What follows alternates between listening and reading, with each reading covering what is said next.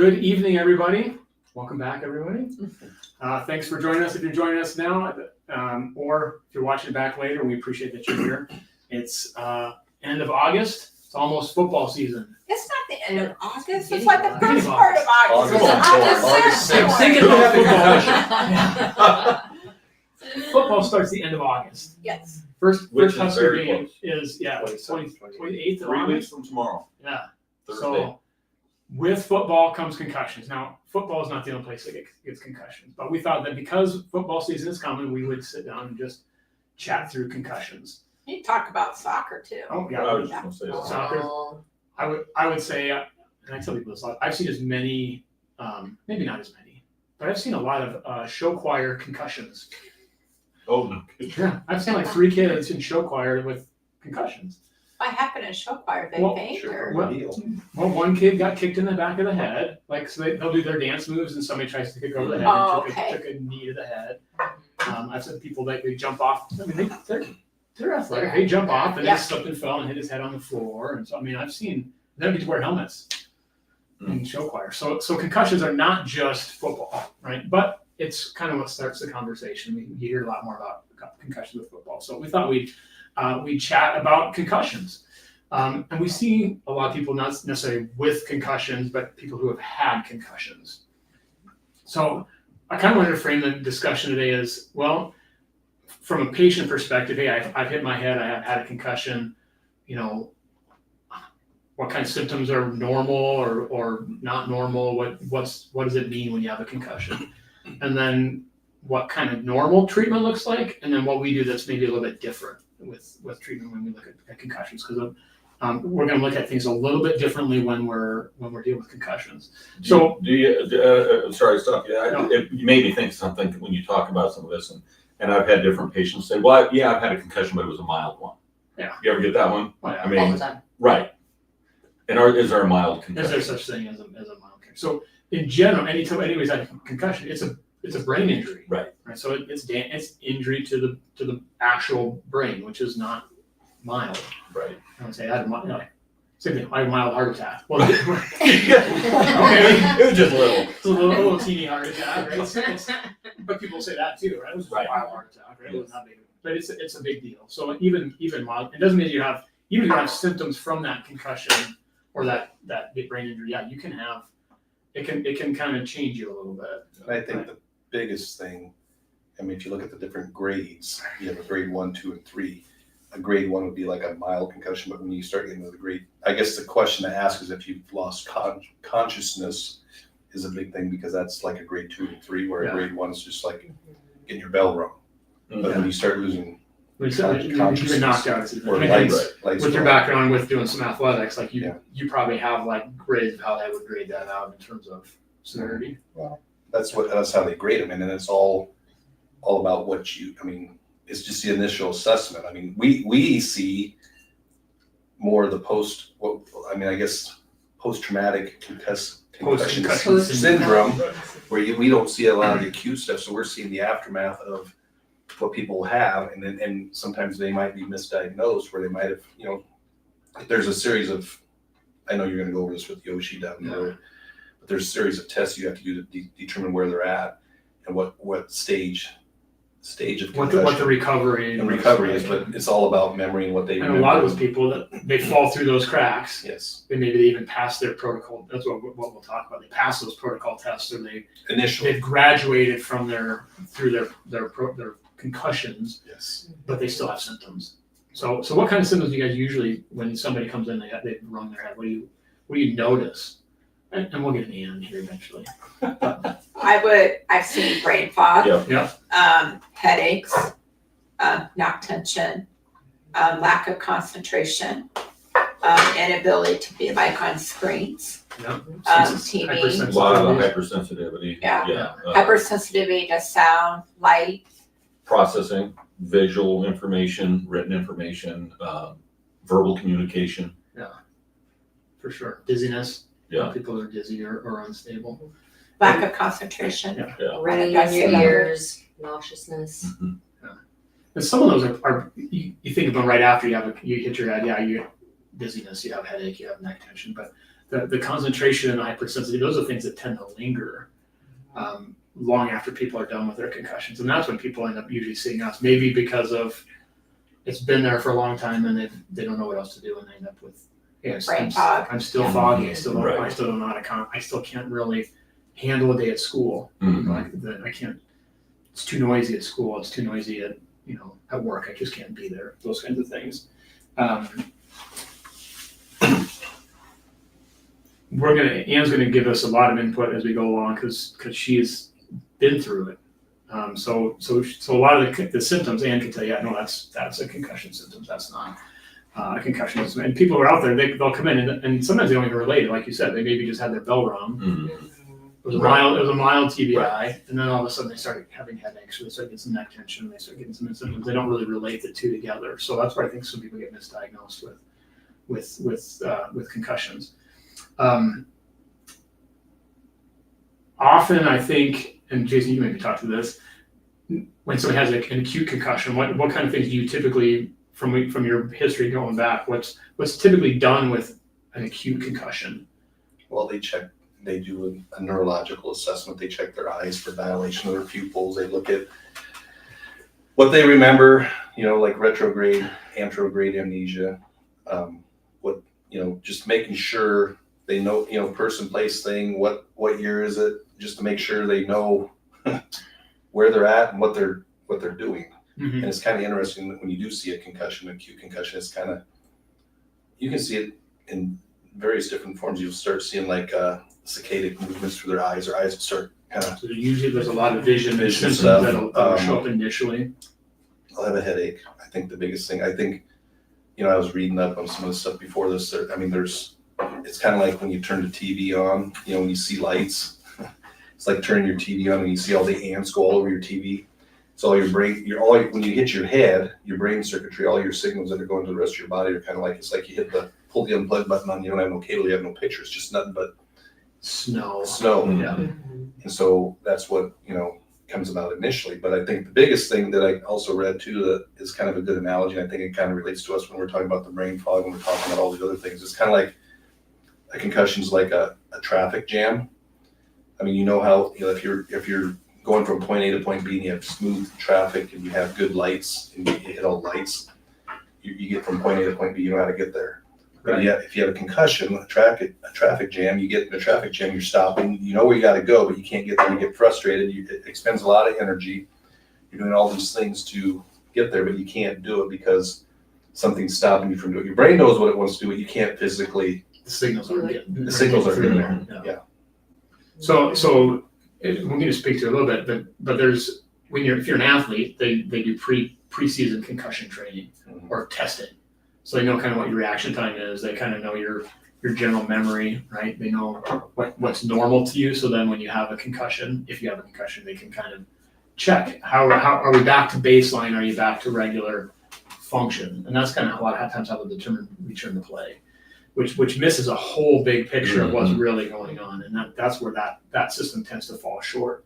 So which that's when we'll get people that go back and get another concussion, or they'll have other issues because they maybe pass their test.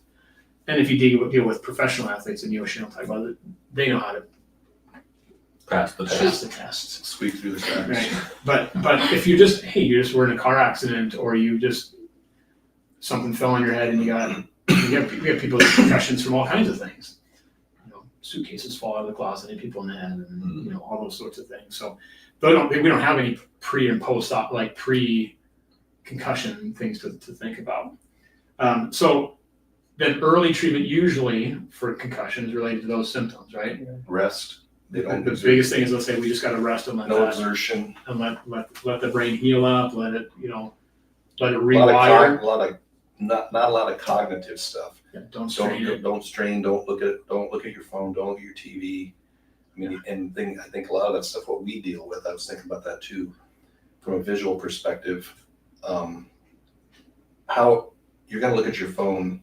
How many times in a day do you think you look at your phone? I mean, and especially anybody nowadays with cell phones and tablets, and the visual component, I think, is a big. It's a big Big thing. thing. Because lights, Because it's concentration, it's it's concentration, it's stimulation. hyperfocus, and stimulation. So getting people off phones right away is a big thing, but it doesn't really It doesn't happen. happen. Or is it gonna happen? And then if people still have symptoms, usually then they're going, the first place, it seems like with concussion protocols, that people go to is vision therapy.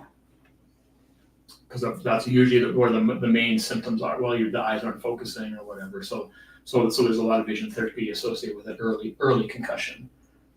Would you say, what else did you get I would early say on? you end up going to a neurologist first. Okay. That literally will do a scan of your brain. You're fine.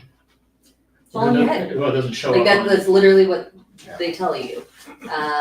Just take it easy, you'll be fine. Like that's Again, assuming that if there's nothing major, they're saying there's nothing major, okay, there's no bleeding on your brain, you don't have any long-term Yep. damage. Yep. We can't see anything. Mhm. Yep. Keep resting, right? Yep.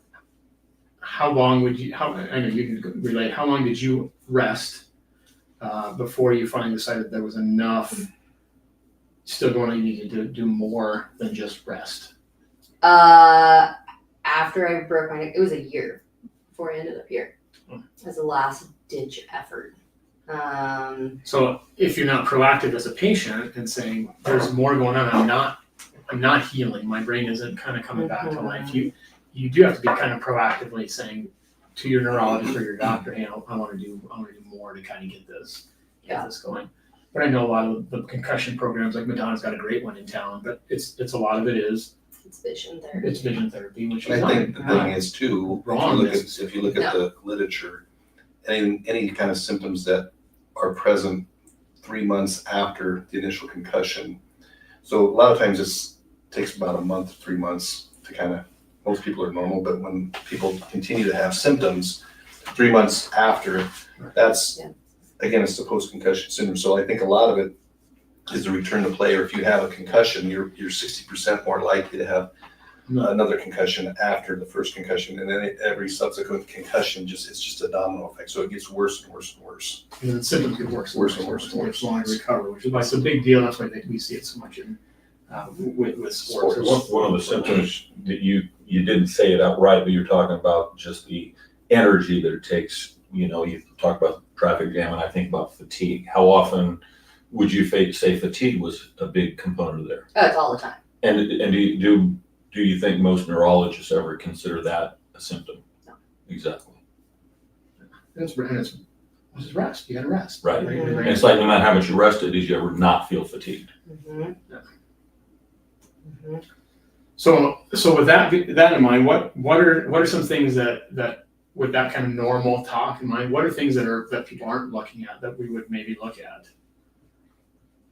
Well, in your experience, beyond looking at your vision and a scan of the brain and maybe your neck, did anybody look at anything else with your body prior to coming here?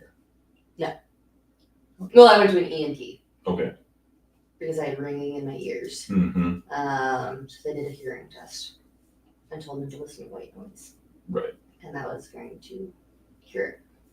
So it was 45 minutes for like 3 months. So what you get somebody comes in and they've had a concussion, what are you gonna look at? So the first thing I'm gonna do is I'm gonna make sure that the body can get in a position of rest at the neck, trunk, and the pelvis. So they're saying rest. Right. I was just gonna say. Right? That's why I'm glad you said it. I knew that's where you would go because everybody's telling you go and rest, but your body's not even in a position of rest. Right. We call it neutrality. Right. So you can't rest unless you actually can get into a position of rest. So that would be the first thing, and the neck is a really important thing. 100%. Because usually if you've had a concussion, you've also probably had some type of like whiplash injury. Anyway, so, we'll use, usually, maybe a splint or vision to help get that person in a position of rest. And the other thing is you have to inhibit the neck. Mm-hmm. So the neck has got to turn off. And in order to inhibit the neck, the patient's got to feel grounded. Yeah, below the neck. Below the neck. And the grounding is your ability to feel the ground underneath your shoe, or to feel, like my niece had a concussion, she ran into a pole playing tennis. And she would tell me, Aunt Lori, I feel like I'm walking on a cloud. When she's walking, she knew it till actually she was on the ground, but she felt like she was walking on a ground. She couldn't really sense the ground. And unless you felt that, it's hard to know what that actually means. Right? And So, and when we went through her PRI program to help her, she's like, oh my gosh, I feel like there's a weight. Like I feel tethered to the ground. I can feel the ground. And then that helps to free up the neck. Because if your brain can't sense the ground, it's gonna create more neck tension. Your body's gonna overwork stuff to help stabilize you, and you can't stay in a position of rest, and it's gonna increase the symptoms. So that's the first thing. We got to get that body in a position of rest. Right, and imagine that person, all I can do is imagine, and I'm sure you can speak to it, is that idea, if you have the brain fog, and then you also feel like you're just kind of, I don't know if I want to say floating, but you don't on the ground, it's like, Yeah. I have brain fog, and I don't even feel like I have a home.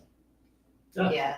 I think a big thing is a lot of patients with concussions, like we don't know how to describe what you're feeling. Like you just know it's off. Like, and so like, cause we're always asking, well, tell us, what do you feel? And it's like, Right. I don't know Well, what you I have to feel, but describe it. yeah, you can't describe it. So, there's different analogies I use and stuff like that, just depending on what patients say. And when you get, I might throw out 4 or 5 different things, just talking like eggshells. Are you on a cloud? Do you feel like you're floating away? You have a bobblehead. Do you feel like you're drunk? Just wobbling, just so many different things. And usually you hit something like that's it, because the brain fog is so much, they can't even try to process what does it actually feel like. So you kind of got to guide them along a little bit. But then once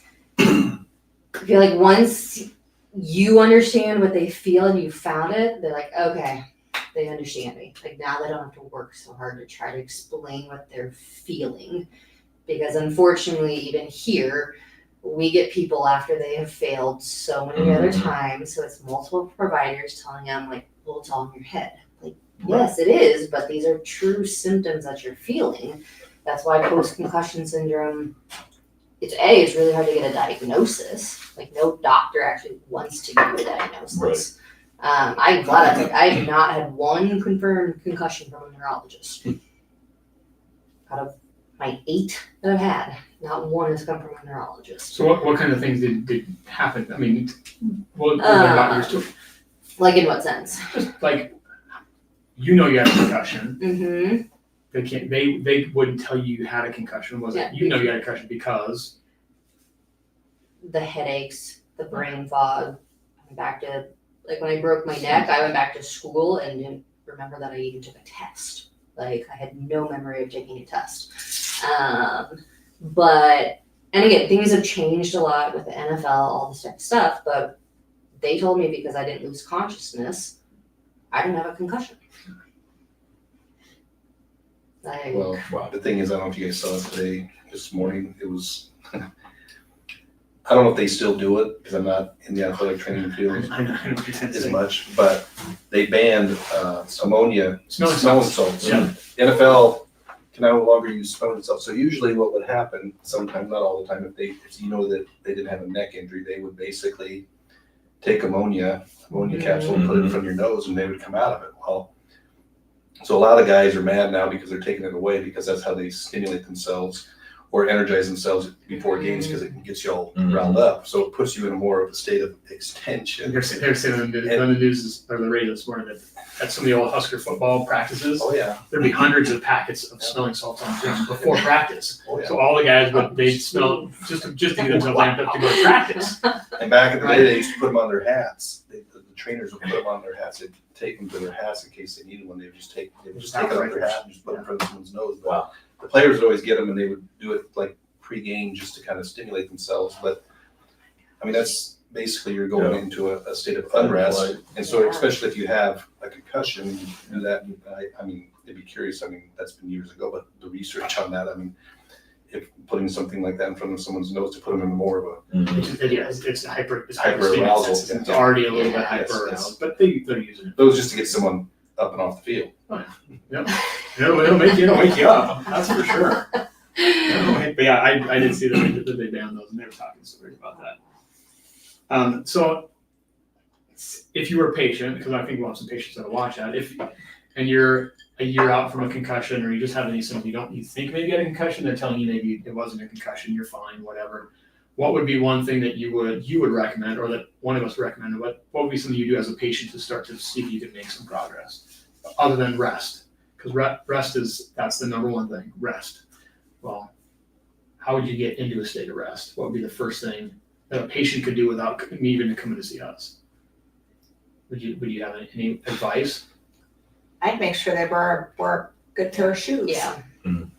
So Because one of the first things to do is to feel grounded. Which, and again, groundedness is that's a subjective thing. Yeah. So grounding is very subjective. So if you're basing your whole treatment on I'm grounded or I'm not grounded, right? That's pretty subjective. I mean, it's a thing. When you come see us, we're going to have some objective ways to say we think you're grounded or not. We're going to help you get grounded because we can objectively see that you can now do these things.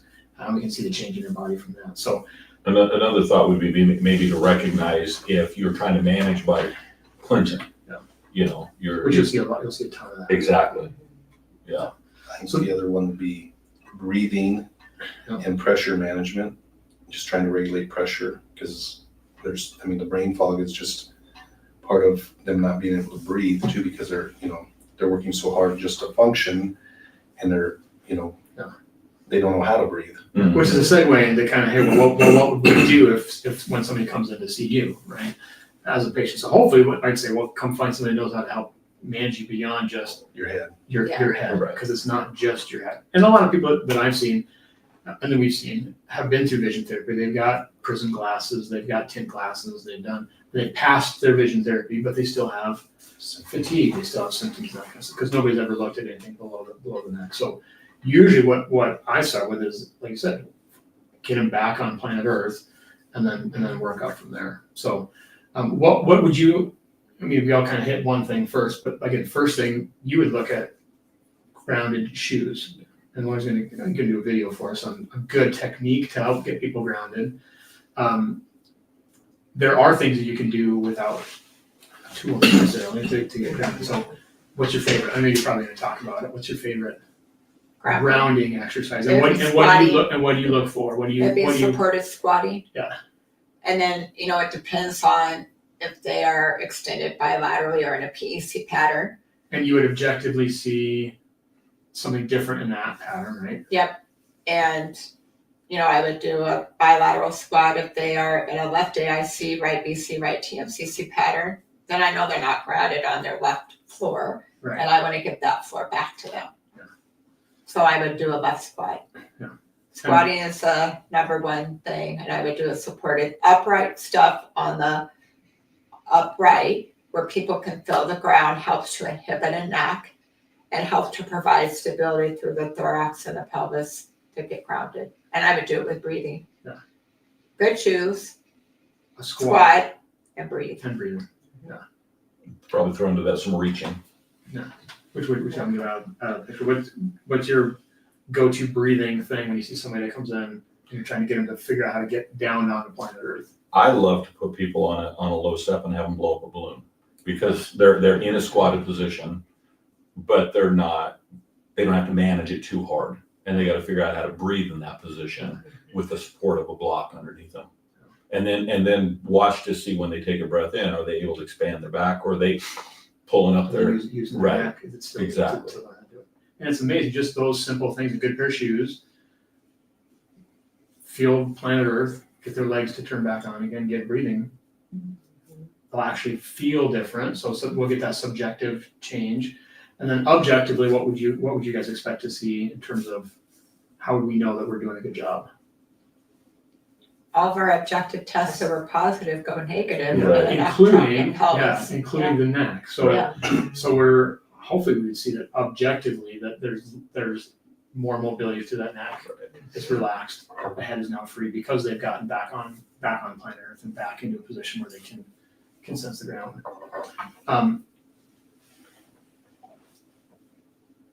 Shoes, breathing, exercises, good stuff. What if that doesn't work? Where do you guys go next? Well, if that doesn't work, they're probably not neutral. Something their neck is going to be talking to the top Usually of it's the the neck, pelvis. Yep. And so then I would be looking at usually, like Dave mentioned earlier, they tend to clench their teeth. At least in my experience, I had a soccer player that actually got flipped in the air and landed on his head. And he had a very horrible neck So there's injury. a neck injury associated with the concussion. And so in order to stabilize his neck, he was clenching his teeth. And so I had to put him in a dental appliance to help free up his neck. Yeah. And then sometimes the vision, to get the two eyes to work together. But what we do different from the vision therapies, we're going to make sure that they have a pelvis and trunk below to allow that neck to be freed up. Before we even start Yeah. that process. Because a lot of times they're doing this, there's all this good vision work, good vision therapy, good things that are valuable and probably necessary, but they're doing it on top of a body that's not even really Right. In a state not of even rest. really They're in a not state of neutral. rest yet. So they haven't even really started to heal yet because they're not even in a position of rest. And then do you feel like if a person is going through that process of having the visual system assessed, but the rest of the body is not ready to accept it, are you locking in a position that's bad? More like I'm gonna run this analogy by you guys. I've used it. I don't know how accurate it is, like neuroscience wise, but I think people gravitate towards it. I don't know if you guys have heard me say this or not. You might have. So if you broke a bone, say you had an injury to a bone, and you didn't set that bone in a good position and it healed, what would happen to that bone? It would be in a bad position, right? Right. So if you hit your head and you were scrambled and you were trying to figure out a way to manage just being alive, what are you probably going to do? You're going to go to a pretty predictable pattern. We're going to see people pick a leg, pick a dominant side, pick Your favorite. pick the easiest possible thing you could do to survive because you're recovering from hitting your head. And then as your brain rewires itself, it heals. If you stay in that position as you rewire, that 3-month healing time when we're just resting, well, now your brain's healed and with a pattern that's now normal, just like having a bone that's set in the wrong position. And so now what they think is normal, because they healed their brain in a position that's abnormally normal. I don't know if that makes sense, right? It's harder for them to I think, adjust and adapt to and learn a new position that says most people, hey, let's just find your left leg, and they I feel my left leg. Some of our concussion patients say, well, get on your left leg, and man, I go, I don't know what you mean by it. They just can't carry it over, because I think that neurologically, because they healed in a bad position, they stay that way. Does that seem to make? I mean, I don't know if neuroscience that's how it works, but that seems to be like I think those people who have head traumas tend to be really stubborn in their patterns. It's no different than a muscle strain. Even if you could take a bone or a muscle, and if it doesn't heal right, you're going to have compensation, you're going to have substitution, you're going to have everything. Which now becomes ingrained as normal, Yes. because that's how you manage life. That's how you So they're trying to learn how it's something new. encrypted. And so then in order to change that neurology, that's when we start to get into, it's not sometimes just doing an exercise. That's when you do the vision stuff and the dental stuff comes in, because we have to take care of that. Does that work for you? I don't know if that, I don't know if it's accurate from a neuroscience perspective, but from what I see clinically for people. But I think you got to get look at better. it this way, Torrance. I'm not trying to downgrade the neuroscience of it. There's a lot of neurology in concussions where they're just looking at the brain. They're looking at. But they're not looking They're at not looking how the brain is they're working not looking at the body. pattern of your body or the whole picture of things. So it's almost overutilized from a neuroscience perspective with concussions, where they're not, I don't want to say orthopedic, but just look at how it's your brain. Well, there's orthopedic problems that you have. A lot of people have orthopedic problems that arise from a concussion. They never had this prior to that concussion, but they're saying because of the the neurologist. So they're so focused, they're so over specialized into the brain, and if they can't find something wrong with the brain, then there's nothing, just like, Then you're fine. you're fine.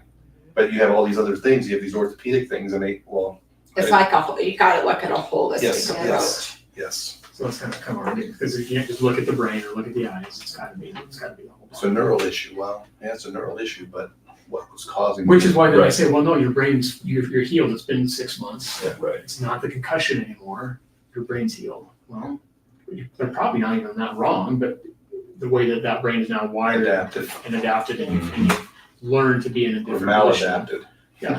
Better way to say it. is now normal, and it makes it harder to get out. Same way if you had somebody that went through orthodontia and they got a great looking bite Right. on top of a neck that's not in a neutral position, right? It's not a tooth problem, it's not a bite problem. The bite's great, Mhm. but it healed or was set on top of a system that wasn't ready to be set. So I would hope that during that position of rest or of healing early in a concussion, where you can get people that say, hey, let's see if we can make sure your body is in a state of rest and you have access to the fluid while that brain is healing earlier in that process. I mean, that would be kind of nice, I think, to be able to get to that point. But unfortunately, we see them a long time later, which is the other thing. But hopefully, people that are out there, if you see a acute concussion, if my kids had a concussion, they'd be working on those things right off the bat. Right? How do you guys explain what you do when you have somebody? Usually, what I've got is I've got a kid and their parent. A kid had a concussion a year ago. They're still can't go to school, and we're gonna put them in a pair of shoes. We're gonna look at things differently. What's the best way do you kind of explain that to a parent about what we do that's different than mom's already wrote a check to vision therapy for 37 visits, and we've already seen PT, we've already seen OT, we did this whole concussion program. How do you, I don't know it's how you sell, but how do you explain that to patients? Just to kind of be your elevator pitch. I think for me, it's coming back to that. So many of those people still have the brain fog. And like Lori said, they don't even know where they're at in the world. How can you learn to process anything and look beyond just the cranial symptoms? And you ask people, has anybody looked at your shoulders? Has anybody looked at your rib cage and your breathing? Has anybody? Well, no. And I think just the idea that you're looking at something that nobody else has looked at gives them hope, if nothing else.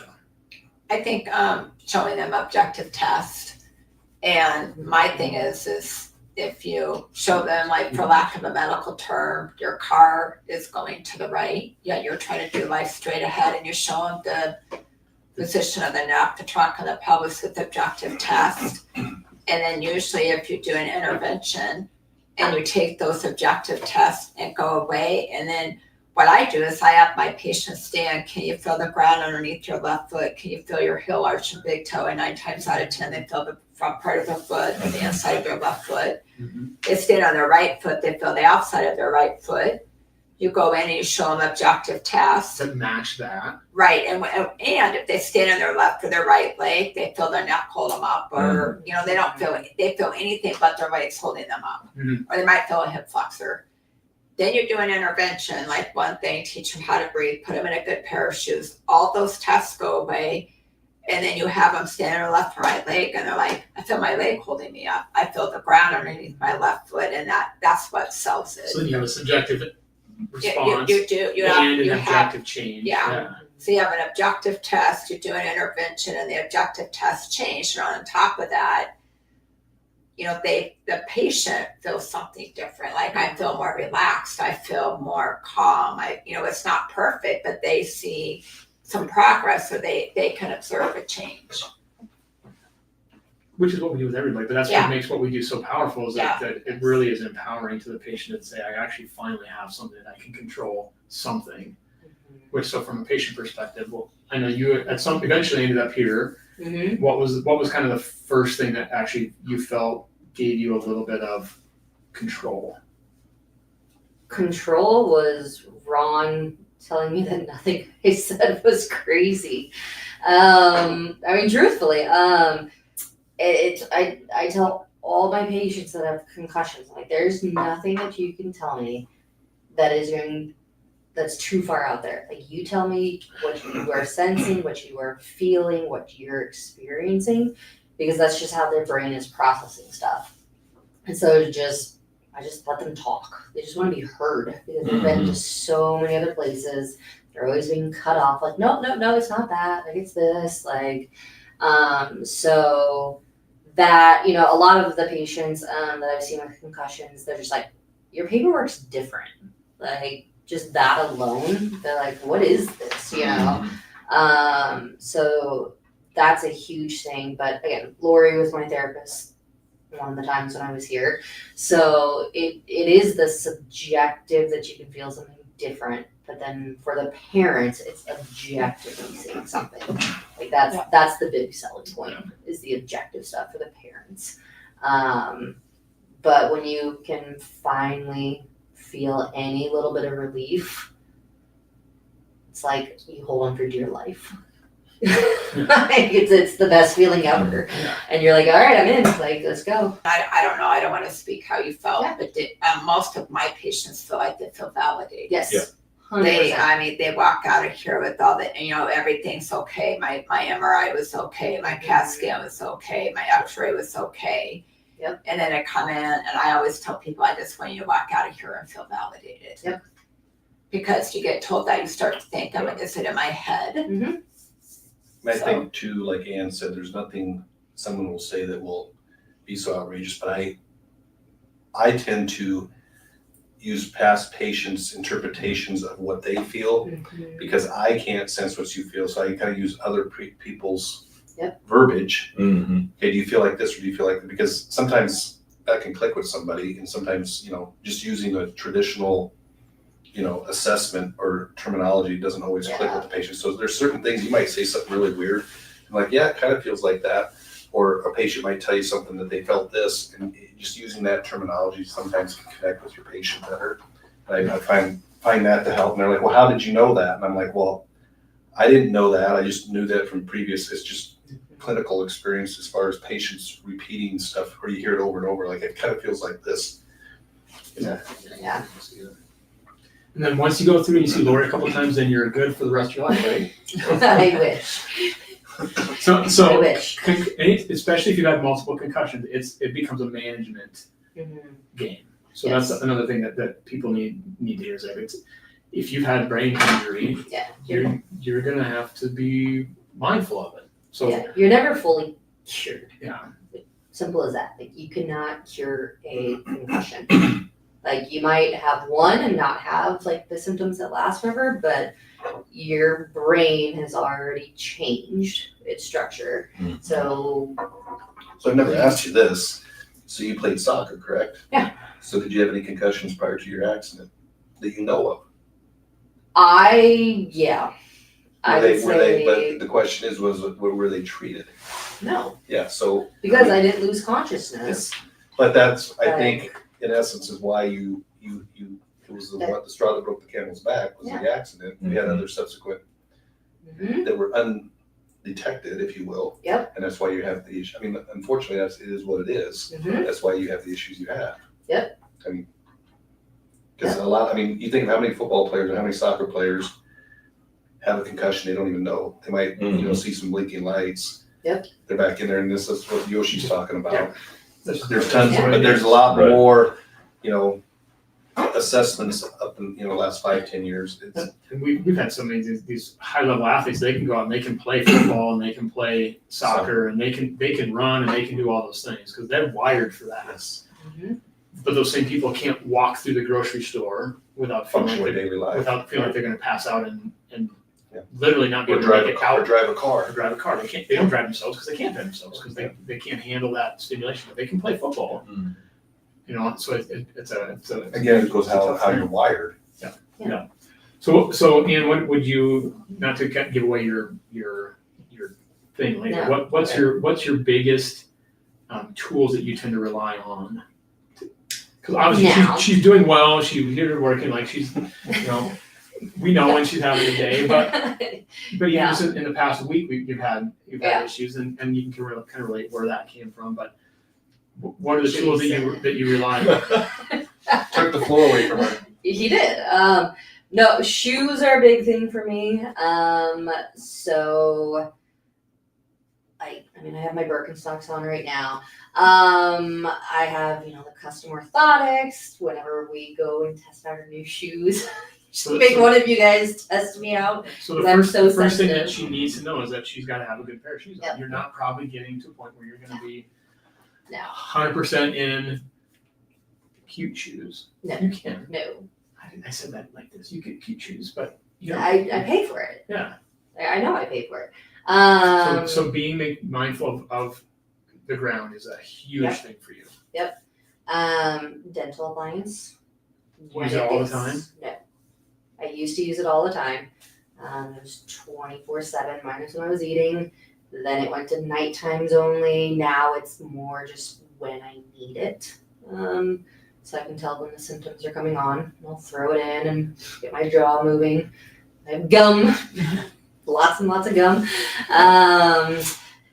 And then since having kids, it's a lot more breathing stuff. Yeah. Um, Get your pelvis in your Mhm. core back. Those are just big ones. So I know she would be a big one. So do you want to tell what Jason did to you this week? Sure. So I have been dealing with stupid plantar warts on the bottom of my feet for years. I've had them cut out multiple times, all this type of stuff. I have a wedding I have to go to. Just wear cute shoes. I have to wear cute shoes, black tie formal. So I tried on my shoes and I was like, there's no way I can put a heel on. It is right where I put my foot in this heel. So Dr. Coffin had told me about this cream and all this stuff. So I got it. And so it ate a wound practically in the bottom of my foot. So my foot's been hurting and I haven't been able to walk really well. So Jason was like, hey, like, what can I do so I can still wear my shoes, but like not jack up the rest of my body? So we put this tiny little piece of Boron in the bottom of, or the top of my orthotic. It wasn't very big. Yeah, it's super tiny. And I left here, but we did that like 4:45 on At Monday. the end of the day. And didn't have a patient at 5, picked up kids, sat at swimming lessons. And while I'm sitting there, I was like, oh no. My back started to get tight. My neck started to get tight. I started to get a headache. My eyes started to hurt. Went home and I was like, oh, I'm done. But Was it your right foot or your left my foot? right foot. Yeah. Because that over referenced your right heel and causes you to shift over to the right. You lost the ground on the left side. Yep. Look at you. So, She wanted help. but it truly, it threw me into a spell. And she's been doing well. Monday, You lose the Tuesday. ground and she did yours more sensitive to it. Those of us Yeah. who have the You can ground. see her when she wears whatever. those heels when she comes back.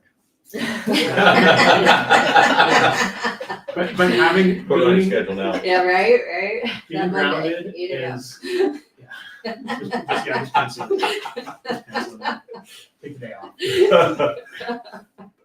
And I kind of knew that's what you said, but being grounded is one of the best things for people with concussions. Yep.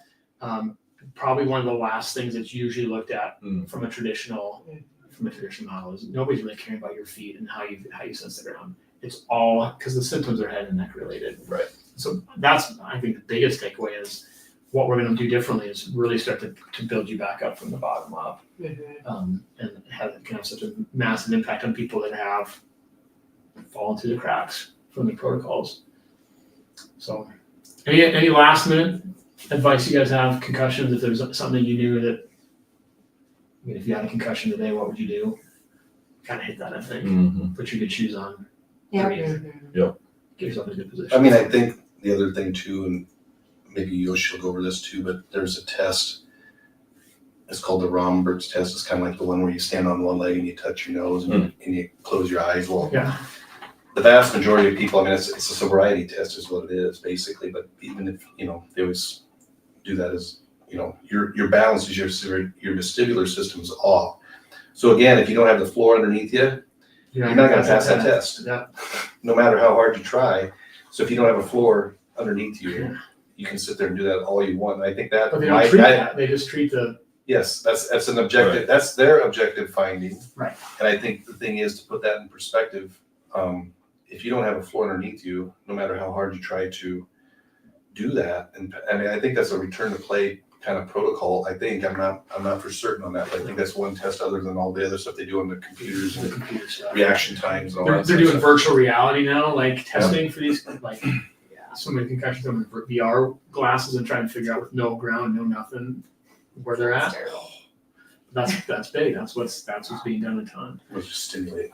So Yoshi is a PRT. He's a PRI trainer who's been deeply involved in the soccer community at a professional level, and he and I are going to sit down and really discuss concussion protocols and what he would do as a trainer with high level athletes. And I know he'll say the first thing he's going to do is get people grounded. And there's nothing about those protocols that measure whether or not somebody's grounded, maybe other than can you stand and balance on one foot? Yeah. Which you can cheat that if you're a good athlete. Right. Those guys can perform those things. So, but that conversation, I'm actually sitting down with him tomorrow. We'll tape that tomorrow, but that'll come out and in a couple weeks. And so, look forward to that because it'll be just a really good conversation about somebody who works with a lot of high level athletes that deal a lot with concussions. So, other than that, that's all I got. Unless you guys have anything else. So, What are we going over next month? I think the plan next month is to talk vision and vestibular kind of stuff. So we'll talk about how we integrate with the optometrists, what we do with the visual system. We touched on it a little bit today with concussions. We kind of touched on it with some of the other things we talked about, but we'll be able to kind of dive in and really kind of just tease out what we do with vision. And then we'll sit down with the optometrist. We work with Dr. Steve, and we'll have a nice conversation with him about how he works with us and how that's changed what he does as an optometrist. Looking at regular people. So should be good. So if you got questions that you would want us to ask or answer about vision stuff, comment them in here. If you have other questions about concussions, comment them on the video. You can always reach out to us, email, call us at the clinic, whatever you want to do, and we'll get back to you as soon as we can. So thanks for watching, and whether you're here live or whether you watch it later on. If you know somebody had a concussion and you think it'd be good for them, send them the video. Send them our name. We'd love to help people out because there's so many people that just aren't getting the help that they need. And it doesn't have to be hard stuff. It's just different. Right. So anyway, thanks for joining us. Appreciate having us here. Have a good night. We will see you next month. And I'll hit end screen a couple times here. No one ever got on there. I think most of it was 2 at one point. Still There was 2 on there? There were. I didn't